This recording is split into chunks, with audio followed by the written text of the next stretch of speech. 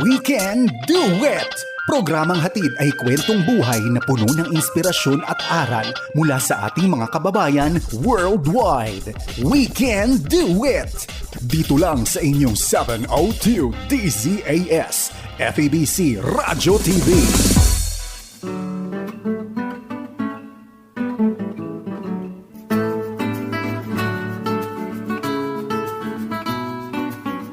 Magandang araw po sa inyong lahat mga kaibigan. Narito naman po ulit tayo sa ating pong We Can Do It! Yan. Sa tulong po ng Panginoon ay magagawa ho natin dahil siya ho nagpapalakas sa atin. That's true. Hindi ho natin kaya to sa ating pong kakayanan lang. Pero by the power of the Holy Spirit living inside of us, we can do it. Amen. At ito po ang inyong mga lingkod.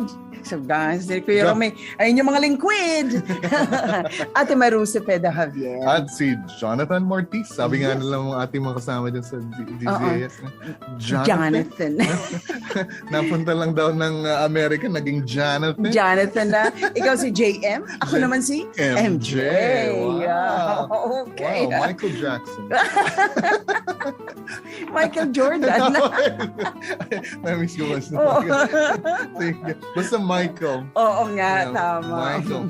Well, mga kaibigan, ito nga po ang programang We Can Do It. Napapakinggan sa FEBC Radio TV sa Facebook at YouTube channel ng 702 DZAS FEBC Radio TV. Amen. Gayon din sa Channel 185 sa GCTV tuwing Sabado, 6:30 ng umaga. So nagkakakitaan po tayo, nagkakarinigan tayo ng Sunday at the same time also Saturday. So it's a good start. It's a good kicking, kick-off start ng Sunday. Yeah. First day of the week and then Sabado, last day of the week. We can do it. Yes, what a blessing, what a blessing from the Lord. So, ang aming mga news for today, Tan, I'm so excited about what's happening in all over the world as far as Far East Broadcasting Company is concerned. Yes, ang FEBC International ay marami pong ginagawa. Pilipinas, meron na tayong ilang mga languages na we're broadcasting from the Philippines. Through shortwave po yan. Patuloy ho yung shortwave broadcast natin. It's interesting kahit this is an old technology, right? Yung shortwave radio. Mga kaibigan, mga kapatid, marami pong nakikinig sa shortwave radio. Hanggang ngayon. Ngayon. Hindi natin ile-let go yan or, alisin, stop, until alam natin na yung mga tao doon sa remotest part of the world ay nakakapakinig na sa ibang platforms. Yes. Ang maganda ho sa shortwave kasi, sa radyo per se, ay tayo po ang nagko-control kung saan yung broadcast. Yeah, that's right. Dahil ito ho mga platforms natin, itong mga social media, ID, anytime that can be shut down ng government, ng country na sila ho yung mga gatekeepers dyan. Pero tayo, yung broadcast natin sa shortwave, habang ho nandyan, habang nag-ooperate, we can still broadcast. Tama. Meron pong bansa ngayon na minomonitor natin ng gusto kasi nga, ang mga social media platforms natin, they can easily shut down. Kaya ho ang ating shortwave broadcast ay nandyan ho palagi. Ayan. Hindi tayo aalis sa shortwave kasi anytime they can shut us down. Yeah. So pagka shut down po yung mga ID platforms natin sa social media, we still have this shortwave broadcast para ho mag-abutin ng ating mga listeners. That's true. Pero ngayon mga kaibigan, gusto nating i-focus doon sa new media, social media. Last week, na pag-usapan natin ng Russia, kung paano ho minister ang ating pong mga broadcasters dito sa mga younger people, next generation na umabot to, dumadana sila ngayon ng mataas ang suicide rate po sa mga teenagers sa Russia, and meron tayong broadcaster. Gusto kong i-share sa inyo itong video natin at kayo ho'y pagpapalain kung paano ginagamit ng Panginoon itong broadcaster natin na si Eugene. Gusto ko lamang pong i-share ito sa inyo, and we're gonna listen to him. Eugene is a psychologist and a philosopher by training. A former military officer, he also worked as a university professor, a sports team psychologist, and a counselor for cancer patients. What he most enjoys is interactive radio. He loves bringing the good news to the people of Russia in a popular, down-to-earth, real way. As a result, a lot of young people listen to him. Only last month, more than 10,000 people, most of them young people, responded to Eugene's program. What's his secret? Good morning! Technologically, he uses several networks at once: traditional radio, Periscope, FEBC website, Facebook, and several other social networks.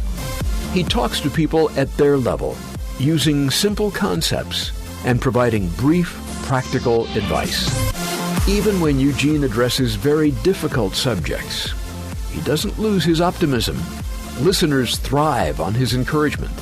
He is willing to be vulnerable and even ridiculed by some segment of the audience, especially teens. But because of his openness and vulnerability, he has prevented dozens of teen suicides. While the program is pre-evangelistic, Eugene is open about his faith and shares it boldly and matter-of-factly. And people respond.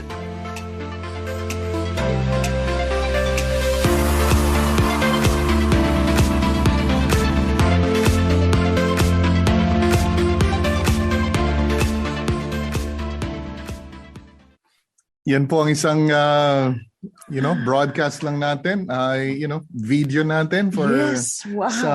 sa Russia. Yan, si Eugene. Ate Maru, noong ginawa yung produce siyang video niya, sabi 1,000, thousands of listeners.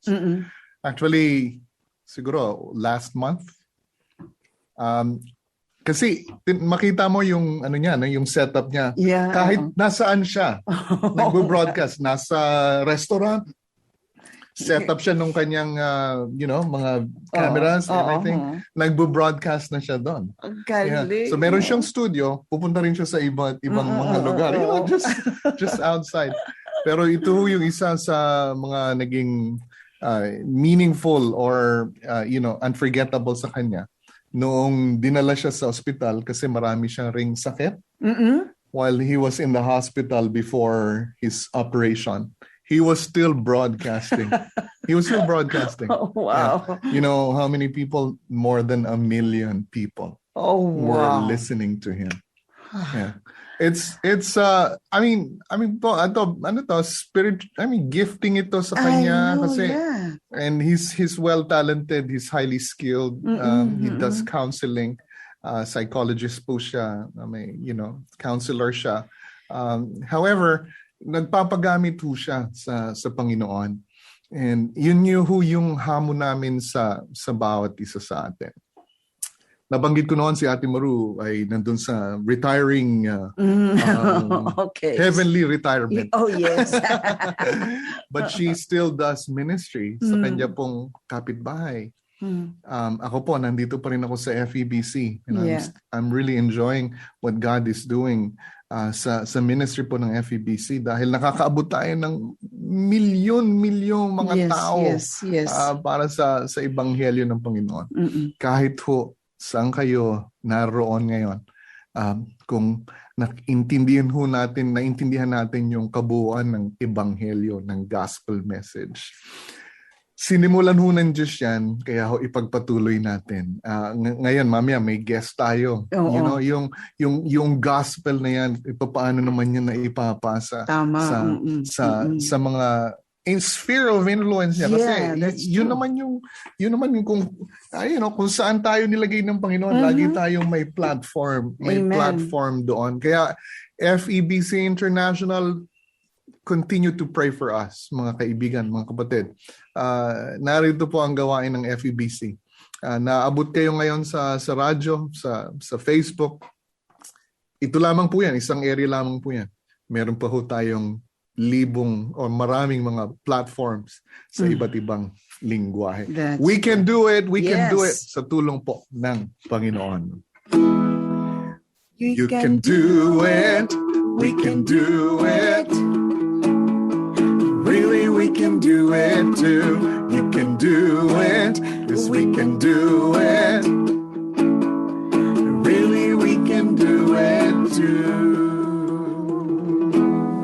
Yes, mga kaibigan, we can do it. We can be the voice of God. Amen. Alam mo, nandito tayo ang mga kamay ng Panginoon, tayo ang boses ng Panginoon, tayo ang paa ng Panginoon. We are here to be used by the Lord in many or in any way na magpapagamit tayo. Totoo yan. Wow. That's the key. That's Magpapagamit right. Magpapagamit tayo.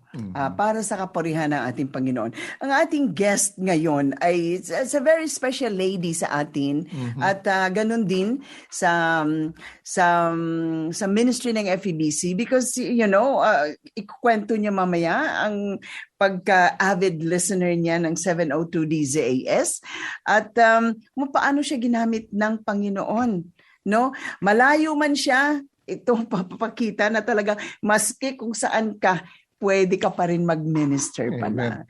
So, ang ating guest sa araw na ito ay isang mother ng 2 anak. Happily married to Boyet Aurelio for 19 years. Woo! You know what? California registered nurse siya. But she opted to be a full-time mother. Ooh. Another na naman yan. And this is the most important thing. He is a listener of DZAS since 1990. Let's welcome po sa ating program, Mrs. Eva Benuya Aurelio. Welcome, Eva. Yeah. Hi! Kumusta po? Yeah, mabuti. Ang ganda naman, hindi lang pala sa boses, kundi talagang Galak na galak ako eh. Ayos na ayos talaga. Pang-TV pala to. Oo. Ay, nandun. Maraming salamat na nakapag-join ka ngayon sa ating program.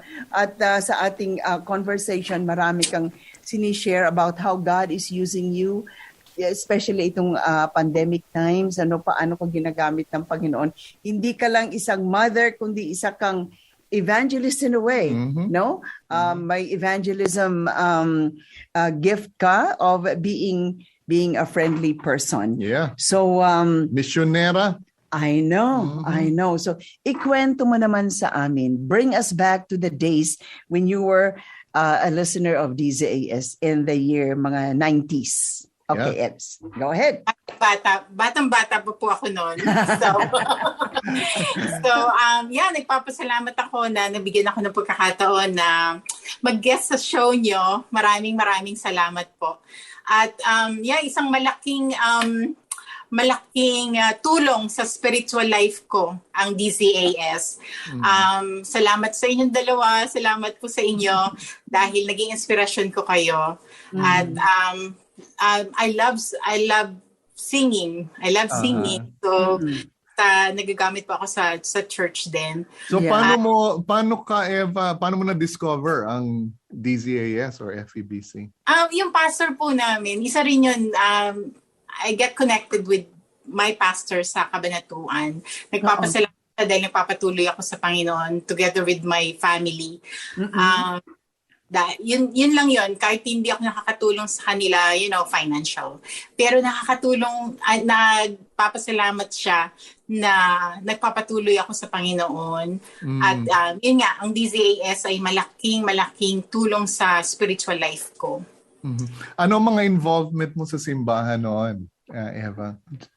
Simula po nag-umpisa ako. Sumasali po ako sa choir. Yeah. Naglilingkod kami. Yung husband ko isa sa leaders ng church. At saka yeah, it's really good na maging involved sa church. Although maliit yung church namin, pero nagtutulong-tulong kaming lahat.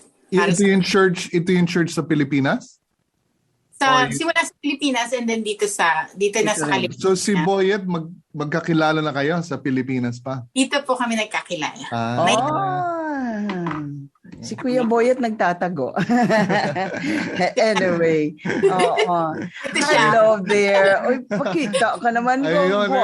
Gwapo na yung Ilonggo man. Ilonggo, kung mabuot na si Kuya Boyet. Boyet, how are you? Kamusta naman? I'm doing good, and I really thank you guys for your program that giving my wife the opportunity to share her story. Yeah. Of course, Thank you. is for you guys to continue to be used by God and be able to meet the spiritual needs of your listener. So we're excited. Salamat. Salamat, Boyet. Thanks for letting Eva share to us. Yeah. Oo. Yeah. Okay, blessings. Okay, so you have been a listener. Paborito niya mga papuri songs tayo. So this is how we are, this is how FEBC is reaching out to people na talagang mahilig kumanta, at marami pong mga testimony din kung paano ginamit ng Panginoon ang mensahe ng mga awitin sa papuri. But then, Eva, I know you are a registered nurse, at alam ko the heart of helping people is there with you.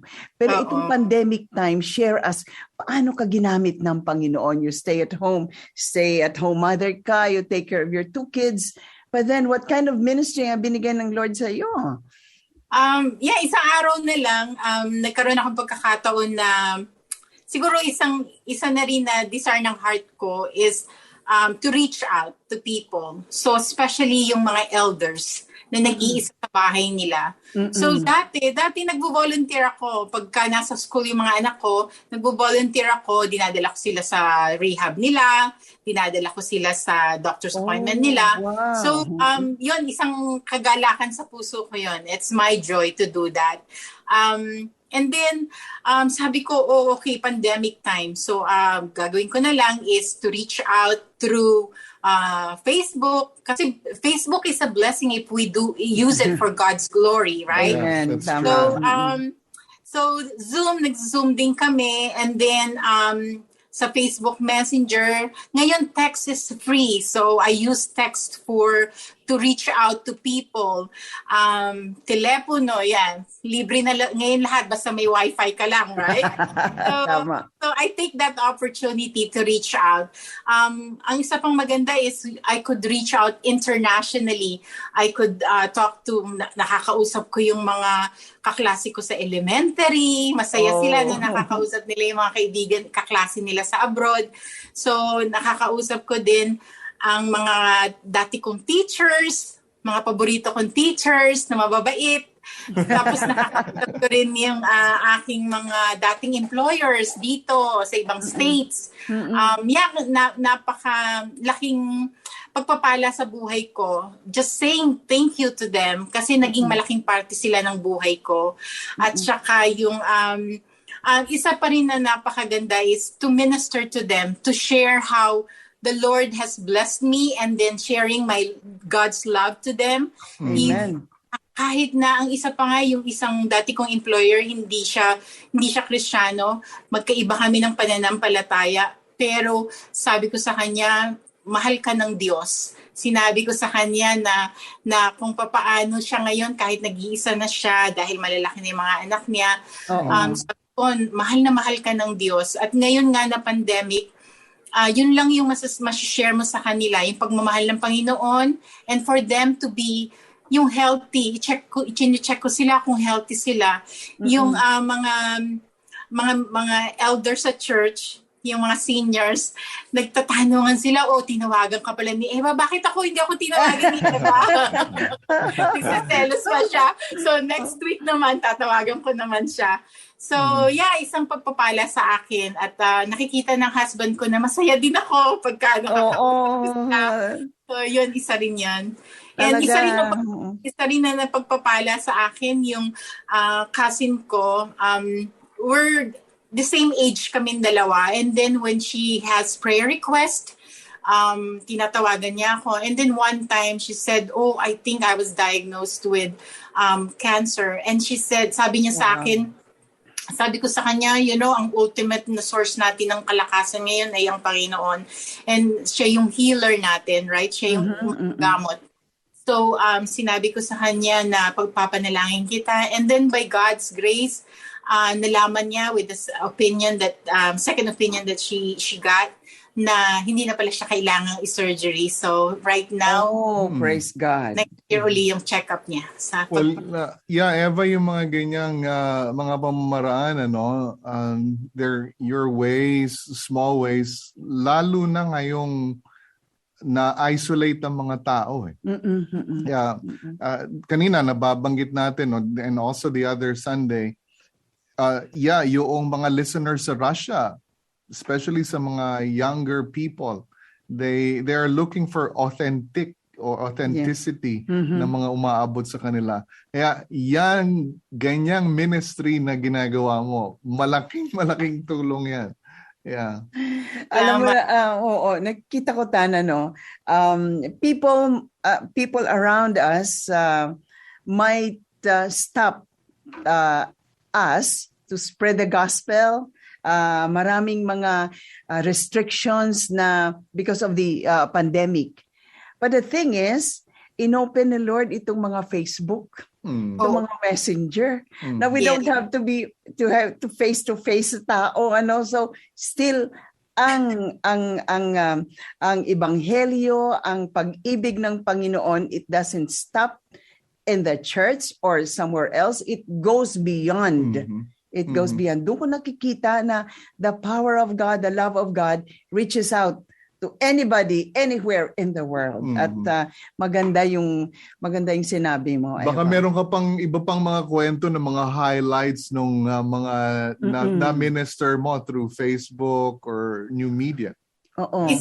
Na naging malapit sa puso ko, yung mga nag-iisa na lang sa buhay. Oh yes, age ito. Like, nag-iisa sila sa buhay, wala silang kamag-anak. I have this very good friend ko na nakilala ko lang sa school dahil involved nga ako sa PTA. So, nakilala ko siya sa school. Siya yung crossing guard lady. Ngayon, isang matalik ko na siyang kaibigan. Nag-isa ibang lahi man, kahit anong lahi. Yun yung nag-uumapaw na kagalakan ko na to reach out to them. I know na nag-iisa siya. So, tinatawagan niya ako if she has prayer request. And sabi ko sa kanya, salamat na tinatawagan mo ko. So, pinapaalala mo sa akin na ipanalangin kita. And also yung isang araw lang kausap ko yung teacher ko sa college. Nagkukwentuhan kaming dalawa. And then yun yung sa isip ko, yung panalangin ko na, na sana nga na isurrender nila yung buhay nila sa Panginoon.